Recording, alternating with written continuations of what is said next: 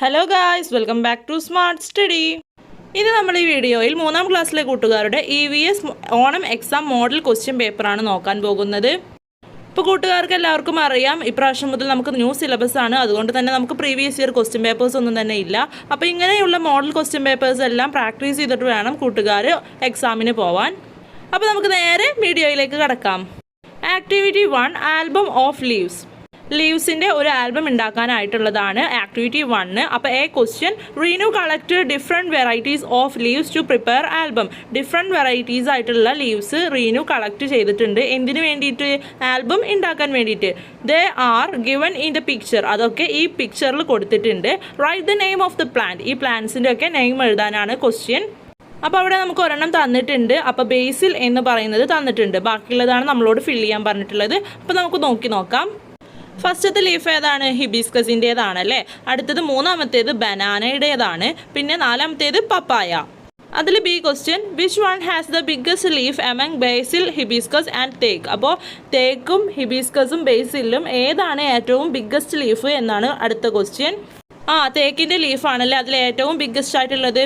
അടുത്ത C question, you can see many plants in your surrounding sprouting out from seeds growing from stems and the leaves. Right them in the table. അപ്പോൾ നമ്മുടെ പരിസരങ്ങളിലെല്ലാം സീഡ്സിൽ നിന്നുണ്ടാവുന്ന ചെടികളും അതേപോലെ സ്റ്റെംസിൽ നിന്ന് വളരുന്നതും അതേപോലെ ലീവ്സിൽ നിന്ന് വളരുന്നതുമായ കുറേ ചെടികളുണ്ട് അല്ലേ. അപ്പോൾ ഇത് ഏതൊക്കെയാണ് എന്നുള്ളത് തരം തിരിച്ചെഴുതാനാണ്. അപ്പോൾ പ്ലാന്റ്സ് ഗ്രോവിങ് ഫ്രം സ്റ്റെമ്മിൽ നിന്നുണ്ടാവുന്ന പ്ലാന്റ്സ് സ്പ്രൗട്ടിങ് ഔട്ട് ഫ്രം സീഡ്സിൽ നിന്ന് മുളയ്ക്കുന്ന ചെടികൾ, പ്ലാന്റ്സ് ഗ്രോവിങ് ഫ്രം ദ ലീവ്സിൽ നിന്ന് വളരുന്ന ചെടികൾ. അപ്പോൾ ഇതൊക്കെ ഇങ്ങനെ ഒരു 3 ബോക്സാണ് നമുക്ക് തന്നിട്ടുള്ളത്. അപ്പോൾ ഇതൊക്കെ നമുക്കൊന്ന് എഴുതി നോക്കാം. അപ്പോൾ സ്റ്റെമ്മിൽ നിന്നുണ്ടാവുന്നത് tapioca, rose, hibiscus, sugar cane and bougainvillea. അപ്പോൾ ഇത്രയൊക്കെ പ്ലാന്റ്സ് ആണ് സ്റ്റെംസിൽ നിന്ന് ഗ്രോ ചെയ്യുന്നത്. അടുത്തത് പ്ലാന്റ് സ്പ്രൗട്ടിങ് ഔട്ട് ഫ്രം സീഡ്സിൽ നിന്ന് മുളയ്ക്കുന്ന പ്ലാന്റ്സിൻ്റെ നെയിം എഴുതാനാണ്. Coconut, mango, jack fruit, corn and cucumber. ഇത്രയൊക്കെയാണ് സീഡ്സിൽ നിന്ന് സ്പ്രൗട്ടിങ് ചെയ്യുന്ന പ്ലാന്റ്സ്. അടുത്തത് പ്ലാന്റ്സ് ഗ്രോയിങ് ഫ്രം ദ ലീവ്സിൽ നിന്ന് ഉണ്ടാവുന്ന പ്ലാന്റ്സിൻ്റെ നെയിം എഴുതാനാണ്. Snake plant, cactus, aloe vera and bryophyllum. ഇത്രയൊക്കെ പ്ലാന്റ്സ് ആണ് ലീവ്സിൽ നിന്ന് ഉണ്ടാവുന്നത്. Activity 2, variety in features. Identify the body parts of the animals in the following pictures. ഈ ഫോളോവിങ് പിക്ചേഴ്സിലുള്ള ആനിമൽസിൻ്റെ പാർട്സ് നമ്മളോട് ഐഡൻറ്റിഫൈ ചെയ്യാനാണ് പറഞ്ഞിട്ടുള്ളത്. ഫസ്റ്റത്തേത് എലിഫൻറ്റിൻ്റെ ആണ്, 2ാമത്തേത് പീകോക്ക്, 3ാമത്തേത് സീബ്ര ആൻഡ് 4ാമത്തേത് ഹെന്നാണ്. അതിൽ B question, Reenu has an album of different creatures. Teacher asks her to classify them in the base of their movement.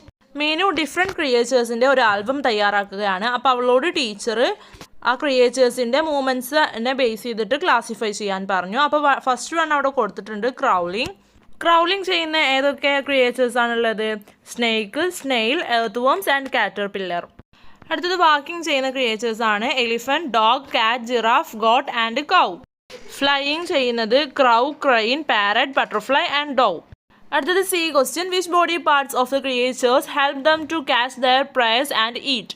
ഈ ക്രിയേച്ചേഴ്സ് ഒക്കെ ഏത് ബോഡി പാർട്സ് യൂസ് ചെയ്തിട്ടാണ് ഇരയെ പിടിക്കുന്നതും കഴിക്കുന്നതും എന്നാണ് C question. Duck, eagle, frog, lion. അപ്പോൾ ഈ ക്രിയേച്ചേഴ്സിനൊക്കെയാണ് അവിടെ കൊടുത്തിട്ടുള്ളത്. അപ്പോൾ ഡക്ക് ഫ്ലാറ്റ് ലിപ്സ് യൂസ് ചെയ്തിട്ട്, ഈഗിള് സ്ട്രിക്കി ടങ്ക് യൂസ് ചെയ്തിട്ടും, ഫ്രോഗ് ഐസ് യൂസ് ചെയ്തിട്ട്, ലയൺ സ്ട്രോങ് ക്ലൗസ് ഒക്കെ യൂസ് ചെയ്തിട്ടാണ് പ്രൈസിനെ ക്യാച്ച് ചെയ്യുന്നതും ഈറ്റ് ചെയ്യുന്നതും. അടുത്തത് activity 3, many from one life. ഒരു ജീവിതത്തിൽ നിന്ന് കുറേ ഉണ്ടാവുന്നതാണ് അടുത്ത activity. Question, identify the butterflies. ഈ ബട്ടർഫ്ലൈസിനൊക്കെ ഐഡൻറ്റിഫൈ ചെയ്യാനാണ് ക്വസ്റ്റ്യൻ. അപ്പോൾ ഫസ്റ്റത്തെ ബട്ടർഫ്ലൈ ആണ് ടൗണി കോസ്റ്റർ, 2ാമത്തെയാണ് ബ്ലൂ ടൈഗർ, 3ാമത്തെ ക്രിംസൺ റോസ് ആൻഡ് 4ാമത്തെ കോമൺ മോർമോൺ. അടുത്തത് ബി ആണ്. അതിലത്തെ ബി ക്വസ്റ്റ്യൻ ആണ്, complete the life cycle of a butterfly. ഈ ബട്ടർഫ്ലൈയുടെ ആ ലൈഫ് സൈക്കിൾ നമ്മളോട് കംപ്ലീറ്റ് ചെയ്യാനാണ് പറഞ്ഞിട്ടുള്ളത്. ഞാനത് ആ മേലെ കൊടുക്കുന്നുണ്ട്, അത് കൂട്ടുകാർ അവിടെ എഴുതി ചേർത്താൽ മതി. എഗ്ഗ് പിന്നീട് ലാർവയായിട്ട് മാറും, ലാർവ പിന്നീട് പ്യൂബയായിട്ട് മാറും, അത് പിന്നീട് ബട്ടർഫ്ലൈ ആയിട്ട് മാറും. ഇങ്ങനെയാണ് ബട്ടർഫ്ലൈയുടെ ഒരു ലൈഫ് സൈക്കിൾ. അതിൽ C question, the number of the butterflies are decreasing now. ബട്ടർഫ്ലൈസിൻ്റെ എണ്ണം ഇപ്പോൾ കുറഞ്ഞു വരികയാണ്. What are the reasons behind it. അതിൻ്റെ പിന്നിലുള്ള റീസൺസ് എന്തൊക്കെയാണ്?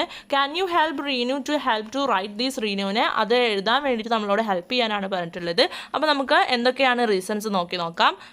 എന്തൊക്കെയാണ് യൂസസ് ഓഫ് പെസ്റ്റിസൈഡ്സിൻ്റെ use, climate change, destruction of the ഹാബിറ്റേറ്റിൻ്റെ ഡിസ്ട്രക്ഷൻ, പിന്നെ കെമിക്കൽ പൊല്യൂഷൻ. അപ്പോൾ ഇത്രയൊക്കെയാണ് ബട്ടർഫ്ലൈസ് ഇപ്പോൾ കുറയുന്നതിൻ്റെ റീസൺസ്. അടുത്തത് fourth activity, land of plants. Question ആണ്, find the part of the plant. ഈ പ്ലാന്റിൻ്റെ പാർട്സൊക്കെ നമ്മളോട് കണ്ടുപിടിക്കാനാണ് പറഞ്ഞിട്ടുള്ളത്. അപ്പോൾ ഫസ്റ്റ് പാർട്ട് ഫ്ലവർ ആണ്, അതിന് താഴെ ലീഫ് ഉണ്ട്, അതിന് താഴെ ഫ്രൂട്ട്, പിന്നെ അതിന് താഴെയാണ് സ്റ്റെമ്മ്, ഏറ്റവും താഴെ ഉള്ളതാണ് റൂട്ട്. അപ്പോൾ ഇങ്ങനെയാണ് ഈ പ്ലാന്റ്സിൻ്റെ പാർട്സൊക്കെ ഉള്ളത്. അടുത്തത് അതിൽ ക്വസ്റ്റ്യൻ, ക്ലാസിഫൈ ദ ഫോളോവിങ്. അവിടെ കുറച്ച് പ്ലാന്റ്സ്, ഹെർബ്സും ഷ്രബ്സും ട്രീസും തന്നിട്ടുണ്ട്. അപ്പോൾ അത് നമ്മളോട് ക്ലാസിഫൈ ചെയ്യാനാണ് പറഞ്ഞിട്ടുള്ളത്.